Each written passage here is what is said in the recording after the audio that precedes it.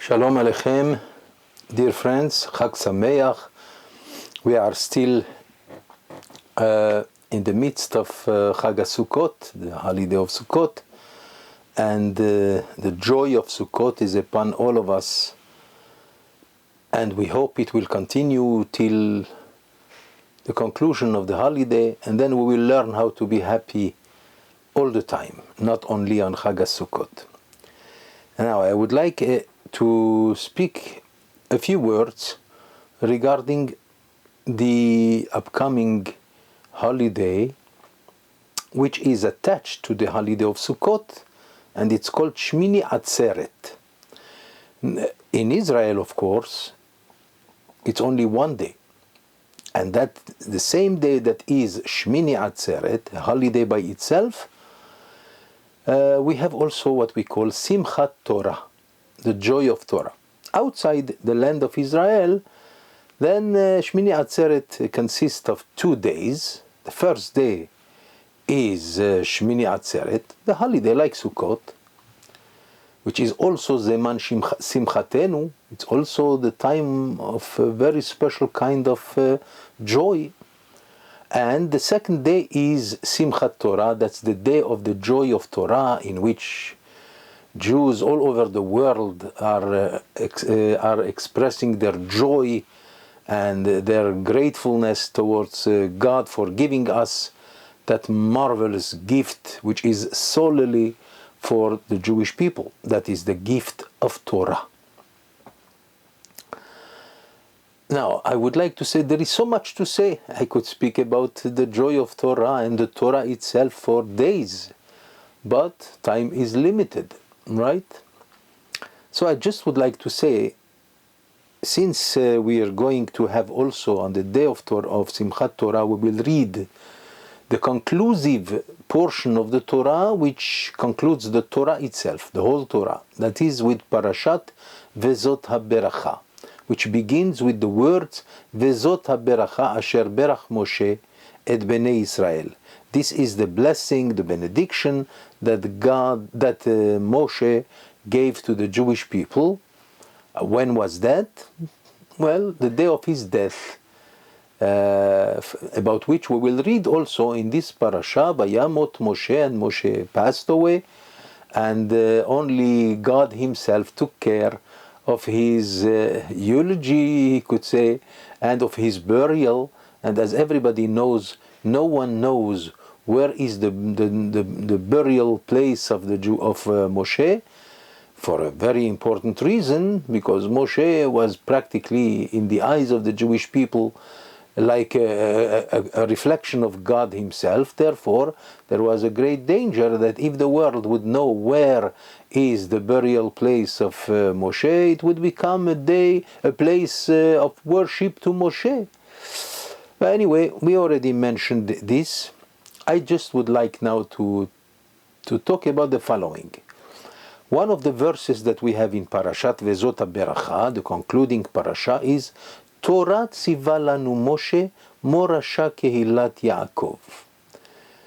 That Moses tziva lanu Moshe, which means Moshe commanded us, the Jewish people, never to relinquish the Torah, that gift which was given to us at the mountain of Sinai, by which every Jew lives every day, constantly, till the end of times. And it says, Torah tziva lanu Moshe morasha kehilat Yaakov, for the congregation of Yaakov, which means the Jewish people, as is known, the Jewish people is known as the Bnei Israel, as well as Yaakov, the congregation of Yaakov.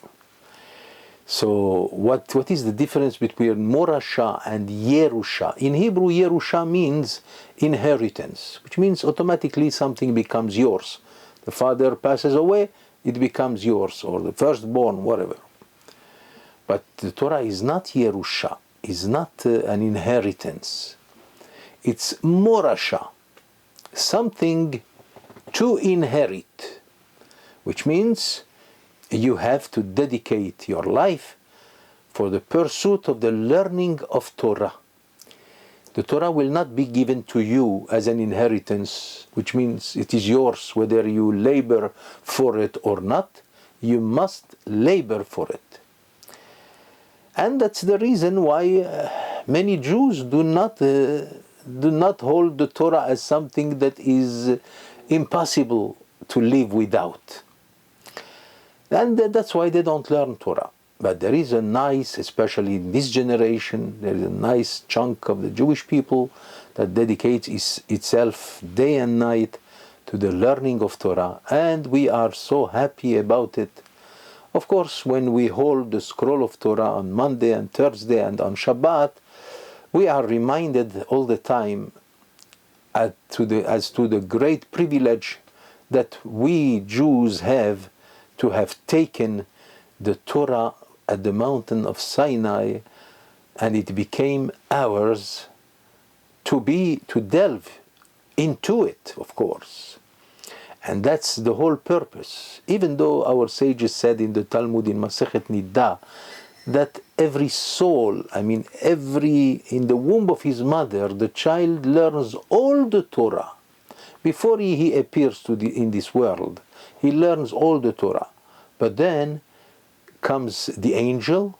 When the baby is about to come out from the womb of his mother, comes the angel and he gives him a slap, so to speak, spiritually talking, and he makes him forget all the Torah. And here is the point now. Of course, you should ask a question.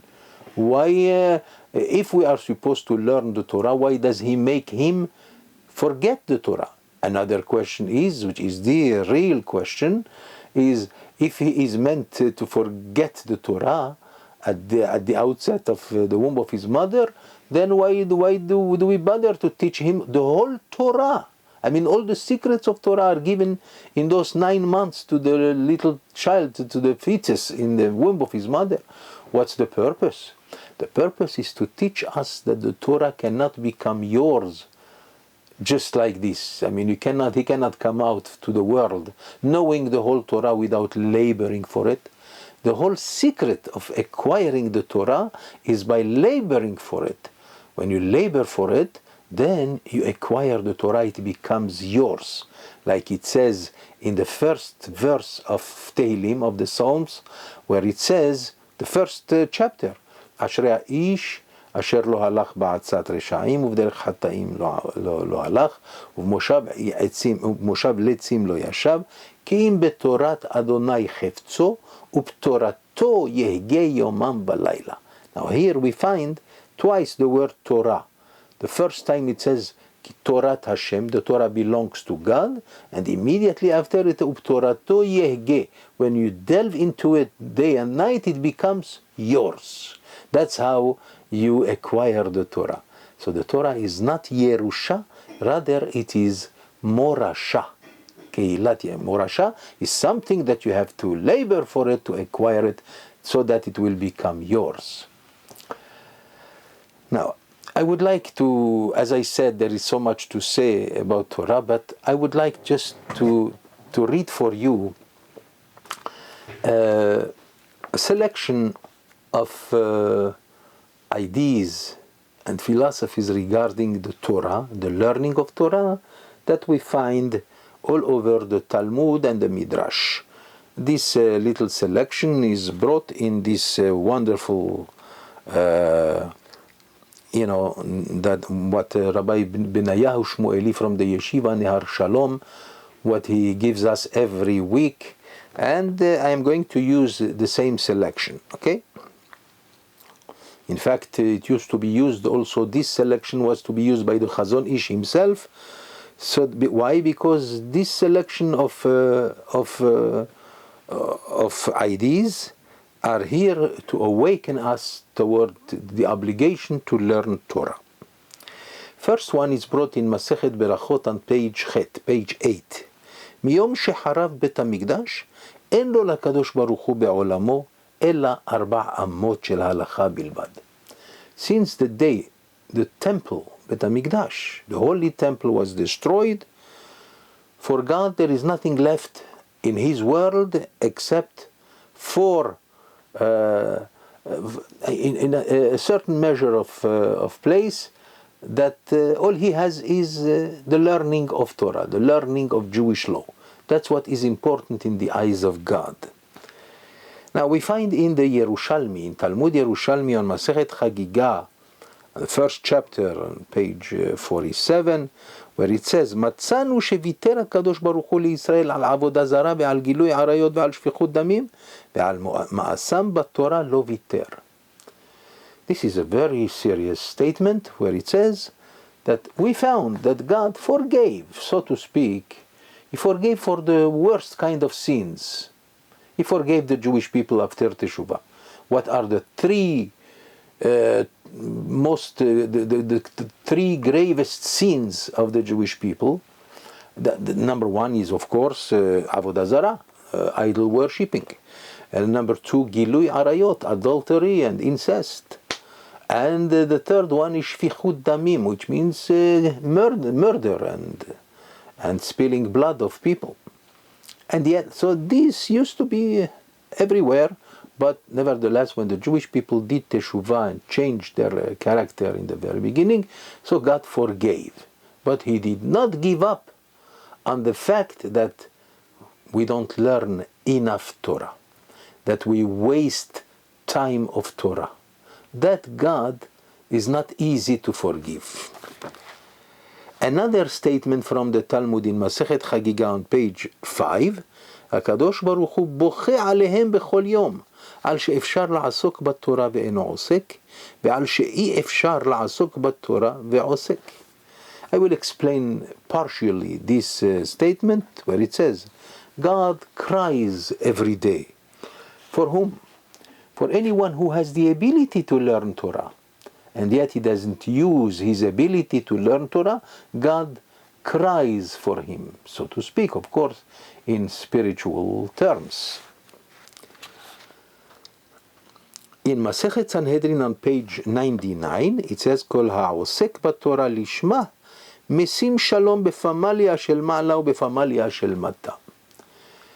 Well, it's a very deep statement, but we'll explain it in a very simple way. Anyone who learns Torah every day, but lishma, which means for the sake of heaven, not in order to get honors or titles or something like this. He does it only for the sake of heaven, which means for the pure obligation of every Jew.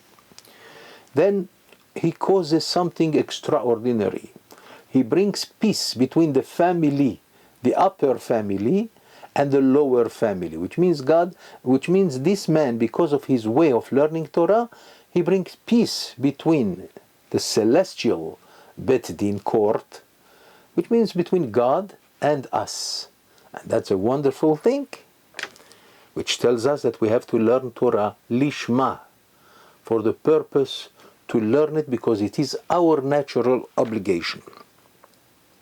Also it says in Masechet Avodah Zarah on page Gimal, on page 3, anyone who learns Torah at night also, הקדוש ברוך הוא מושך עליו חוט של חסד ביום. Anyone who learns Torah at night, in the morning, he has on his face a sign of charm, a certain charm and a certain kindness that can be seen on his face.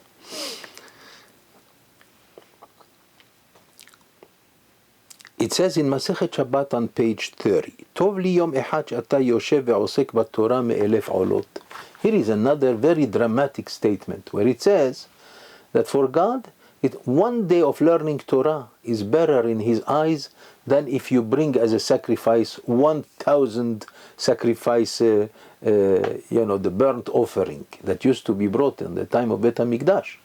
Very dramatic statement, huh? One day of Torah is better than than thousands of sacrifices. Unbelievable. Also it says, at the same time it says in Masechet Shabbat on page 83, it says, לעולם אל ימנע אדם עצמו מבית המדרש ואפילו שעה אחת. One should not avoid the house of study of Torah, not even for 1 hour. Now this is in continuation of what we said before, that even if one day is for God a great thing, more than 1,000 sacrifices, nevertheless you shouldn't have in mind that the rest of your life you can waste it in any way you want. No, not even 1 hour of wasting time of Torah is considered to be a harmful sin. And at the same time it says there in the same page, En divrei Torah mitkaimim ela b'mi shememit atzmo alea. The words of Torah do not become a solid institution until a person is willing to practically die for the sake of learning of Torah. Dying for the Torah means to consecrate your life into it, and to practically not giving yourself much pleasures of sleep or eating of too much, anything that is too much pleasure. Rather, it should not be, it's taking the time of the Torah study. And finally, it says here in Masechet Yoma on page 72, Oy letalmidei chachamim ha'oskim b'Torah ve'en bahem yirat shamayim. Another very dramatic statement that, I don't know, sometimes we see it today also. You see many Torah scholars who learn Torah all day, and yet you don't see in them much fear of God. Of course, I'm not saying this is, God forbid, it's not for all of them, but some of them did not learn the laws of good character. It has to do with Yirat Shamayim. But I will leave you with this. Let us be happy on the day of Simchat Torah, on the day of the joy of Torah. Let us hug the Torah upon our heart as a sign of gratitude to the Lord for giving us such a special gift, such a special ability which He did not give to the rest of the world. As the Talmud says, Torah, Chokhmah b'goyim ta'amin. Wisdom among the nations, believe it. Why not? They have the greatest wisdom. Why not? But Torah b'goyim al ta'amin. If someone tells you that there is Torah among the nations, do not believe it, because the Torah is an exclusive gift that was given only to the Jewish people. So Jews, let us be aware of that kind of gift and make it our daily obligation. God bless you and Chag Sameach.